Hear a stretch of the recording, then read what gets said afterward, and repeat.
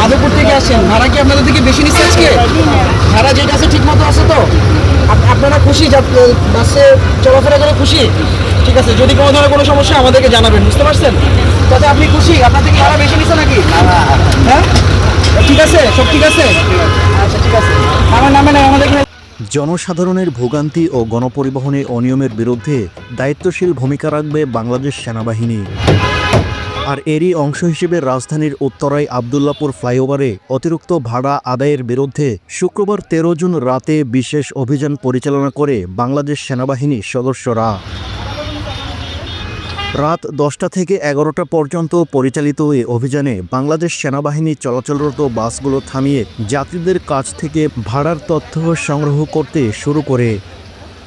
যেসব বাসে অতিরিক্ত ভাড়া নেওয়ার প্রমাণ মেলে সেসব বাস চালক ও সহকারীদের থেকে আদায়কৃত অর্থ ফিরিয়ে দেওয়া হয় এবং তা সরাসরি যাত্রীদের হাতে ফেরত দেওয়া হয়। এ সময় সেনাবাহিনীর সদস্যরা যাত্রীদের উদ্দেশ্যে বলেন, ভবিষ্যতে কেউ অতিরিক্ত ভাড়া চাইলে সঙ্গে সঙ্গে আমাদের জানাবেন। অতিরিক্ত ভাড়া আদায় করা আইনত দণ্ডনীয়।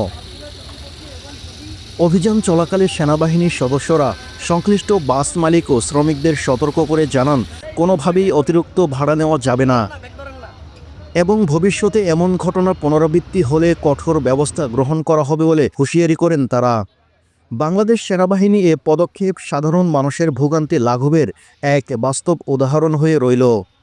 এটি শুধু এক রাতের অভিযান নয়, বরং একটি বার্তা, জনগণের অধিকার রক্ষায় রাষ্ট্রের দায়িত্বশীল বাহিনী সর্বদা প্রস্তুত।